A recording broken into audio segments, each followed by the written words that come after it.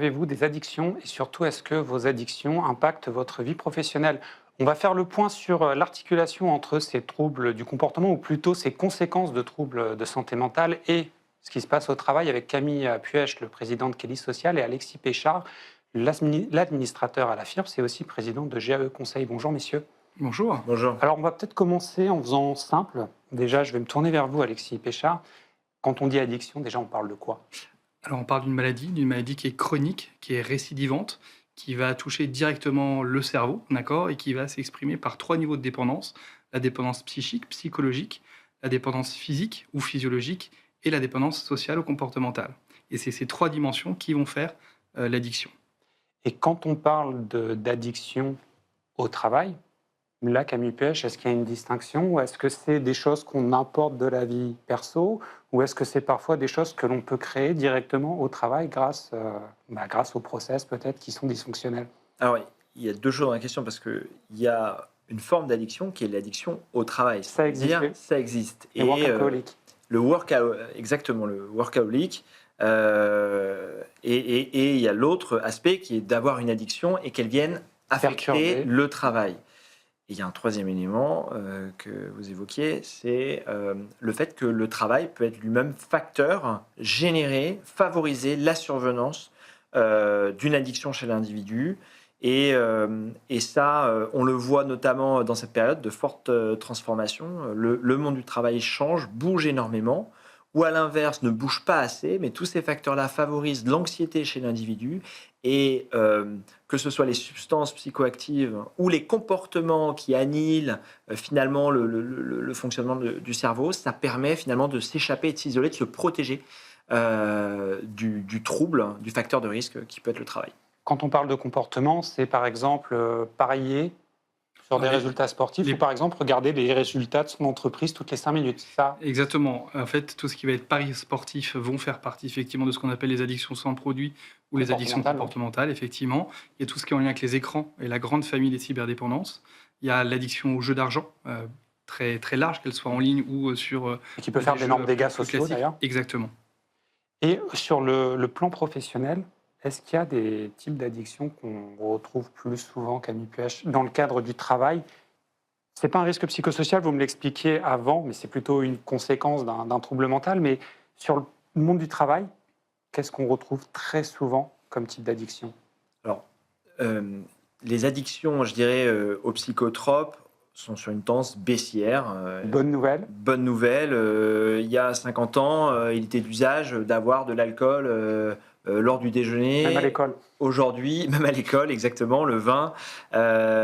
Aujourd'hui, c'est beaucoup moins le cas et c'est très, très positif. En revanche, on a sur les addictions comportementales un sujet qui est en forte progression, c'est les écrans. Et on constate une durée d'exposition à l'écran qui est en très forte augmentation. Et le télétravail, la Covid, on a vu une augmentation du temps d'écran qui a été plus de 35 à plus de 45, plus de 35 à 40% pendant la Covid. Et globalement, on a augmenté notre exposition aux écrans et on voit en parallèle de ça une augmentation de l'usage des réseaux sociaux, des jeux vidéo, etc., qui sont reconnus par l'OMS notamment comme un trouble addictif. On va regarder un chiffre qui est issu d'une étude Odoxa pour GAE Conseil. C'est 49% la proportion d'actifs français qui déclarent être touchés par au moins un trouble en santé mentale. Ça veut dire que là, statistiquement, il y en a au moins un sur la table là qui est concerné. C'est un chiffre assez inquiétant, Alexis. Ça veut dire que dans le monde du travail, là, les DRH, les managers, les patrons ne peuvent pas ignorer, ne peuvent pas dire « pas chez moi », parce que statistiquement, c'est impossible qu'il n'y ait pas au moins une personne touchée dans leurs salariés, sauf s'ils sont tout seuls en micro-entreprise. Alors effectivement, je pense que quand on parle de questions de santé mentale, de troubles psychiques, d'addiction, etc., je pense que finalement, on connaît tous quelqu'un, que ce soit dans notre entourage personnel, privé, ou effectivement dans le monde du travail, qui a été ou est concerné par ce type de problématique. C'est un peu, on le dit souvent dans l'entreprise, et notamment quand on parle d'addiction, qui reste encore aujourd'hui un sujet extrêmement tabou. C'est un peu la personne addict, on résume souvent, c'est la personne dont tout le monde parle, mais à qui on ne parle plus. C'est la personne dont on parle à la machine à café, mais finalement, on n'est pas à l'aise avec le sujet, on ne le traite pas, on a plutôt tendance à le laisser de côté, à mettre le sujet sous le tapis, et puis à s'adapter finalement au dysfonctionnement, et surtout si, entre guillemets, il y a encore de la performance dans le poste en question. Et on va attendre un élément déclencheur. Et finalement, ce qu'on voit, nous, dans les accompagnements que l'on fait, c'est que c'est des situations qui perdurent depuis 10 ans, 15 ans, 20 ans. Et on est parfois appelé sur des situations extrêmement critiques, aiguës, en réaction à un événement. Alors, c'est jamais trop tard. Mais en tout cas, il y a des gros dégâts. Il y a des dégâts qui sont évidemment physiques, qui sont sociaux, qui sont familiaux, qui sont importants. Et évidemment, tout le travail de la prévention, ça va être d'essayer d'agir le plus précocement possible et justement de briser ce tabou-là, notamment sur les situations individuelles. Ça va jusqu'où le dégât ou la situation la plus critique, même dramatique, j'oserais dire. Ça peut aller jusqu'où à une addiction, un trouble qui n'est pas traité? Ça va jusqu'au décès. Donc jusqu'au suicide, parce qu'on pourrait penser instinctivement au burn-out, mais c'est pas. Il y a effectivement la question des passages à l'acte suicidaire, mais pas que. On peut mourir évidemment d'une dépendance, d'une addiction. Ça peut être un accident de travail, plus ou moins grave. Parce qu'on n'est pas attentif. Exactement. Voilà. Il y a plein de raisons, en fait, malheureusement, qui vont être effectivement cet élément déclencheur.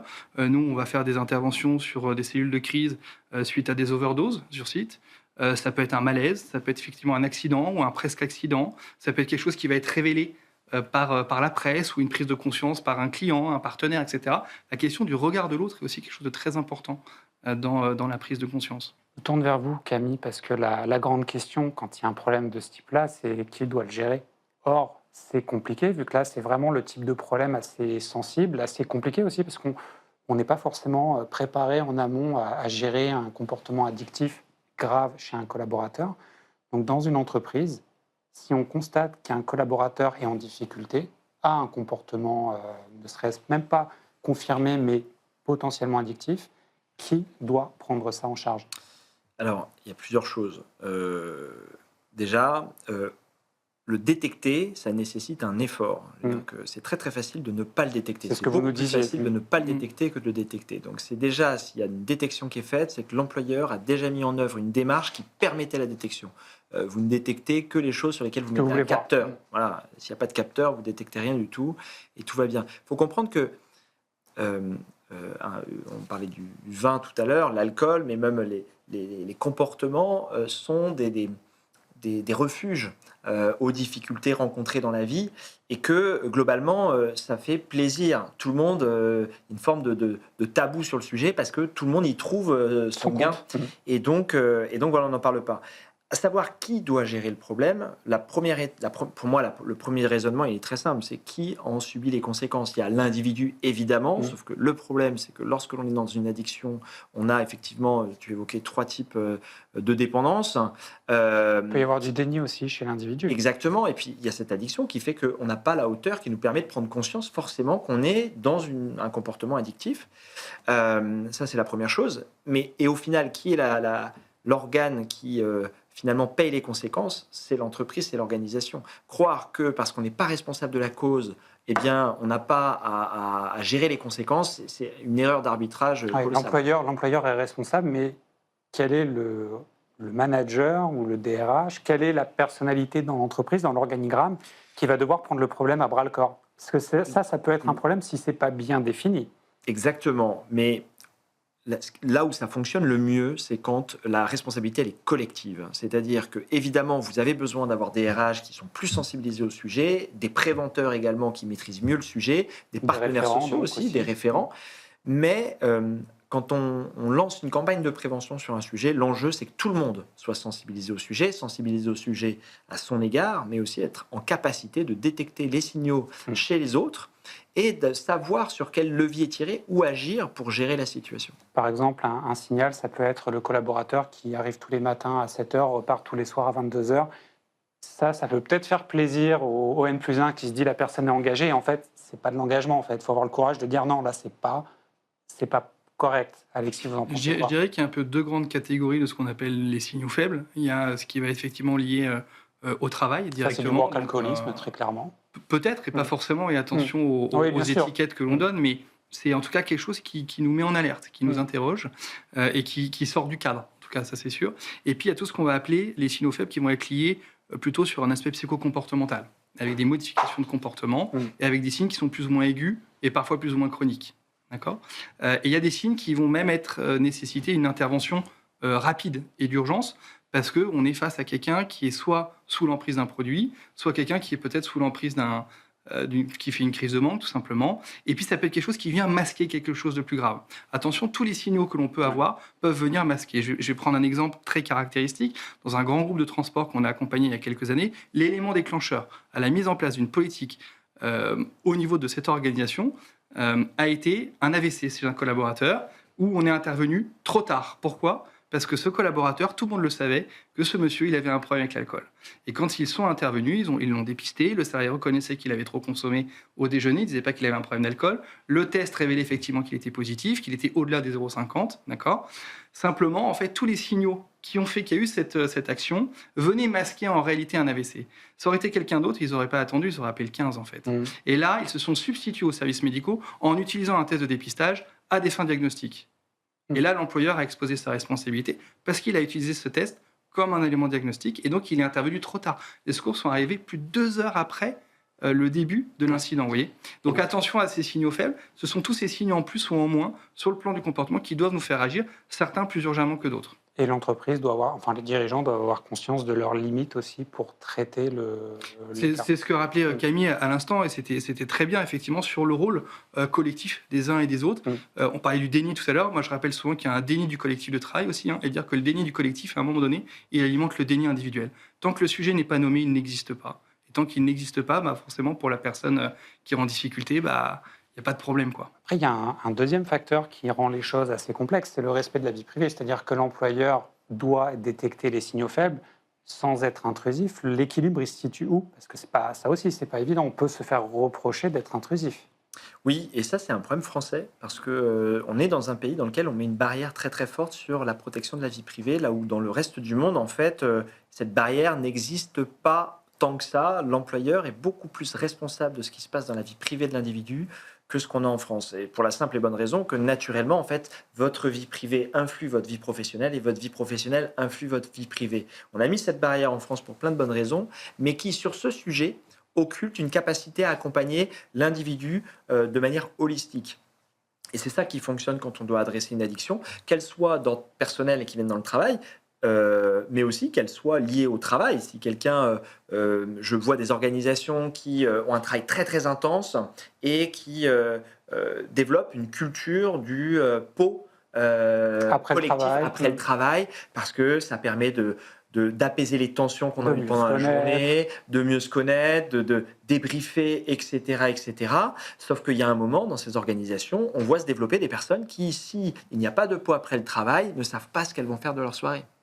Elles sont devenues dépendantes socialement. Elles sont devenues, exactement, et leur addiction s'est développée à partir de leur travail, et c'est un problème, et c'est aussi sous le coup de la responsabilité de l'employeur potentiel. Au niveau de l'organisation du travail, c'est intéressant, parce que je pense à un client, typiquement, dans sa culture d'entreprise, alors qui n'est pas affichée ouvertement, mais il a cette phrase partout, c'est « work hard, play hard ». Et dans le play hard, tu as alcool, cocaïne, en collectif. C'est pas si positif. Ah non, du tout. Enfin, on n'est pas du tout là-dedans. Mais voilà, et toutes les lignes sociales, de se dire à un moment donné, ton manager, entre guillemets, t'offre ou te finance ses consommations sous prétexte d'une récompense et d'un rythme de travail complexe et intense, vient légitimer, d'une certaine manière, ce type de consommation. Toutes les barrières sautent à ce moment-là. Et quand j'entends ça, en fait, j'ai envie de vous demander, est-ce que l'employeur peut être attaqué au prud'homme, par exemple, pour avoir créé des conditions de travail qui ne protégeaient pas les salariés ? On sait que ça existe, par exemple, être condamné pour non-protection d'une salariée victime de harcèlement. Est-ce qu'un salarié peut attaquer son employeur ou ancien employeur pour non-protection dans le cadre de la création de comportements addictifs ? Camille, est-ce que ça existe ? Est-ce que ça a déjà eu lieu ? Alors, uniquement ce point-là, je ne l'ai pas vu. En revanche, effectivement, attaquer son employeur pour défaut de son obligation de sécurité, vous signez ça entrera dans ce cadre-là. Vous signez un contrat avec votre employeur, dans ses obligations, il a de prendre soin de votre santé, votre santé physique et mentale. Donc, défaut de respect de son obligation, c'est une rupture de contrat abusive, et sur laquelle, dans les conséquences, on voit effectivement beaucoup de dossiers où on a vu se développer des addictions, et quand on va chiffrer l'impact du défaut de protection de la santé de l'organisation, on va tenir compte du fait que l'addiction s'écrit à partir de là et calculer le coût finalement que l'addiction va occasionner chez l'individu. Donc on lui paye des dommages et intérêts. Exactement. Merci beaucoup, messieurs. C'est un sujet passionnant. C'est un sujet qu'on pourrait traiter, je pense, sur 1 ou 2 heures. Donc je pense qu'on vous réinvitera pour faire un épisode 2 sur les addictions. Merci beaucoup. On va continuer à Smart Job. On va s'intéresser à un livre Où sont passés nos rêves d'émancipation par le travail. C'est Emmanuelle Duez, la présidente de The Boson Project, qui l'a écrit. Elle est avec moi juste après le jingle.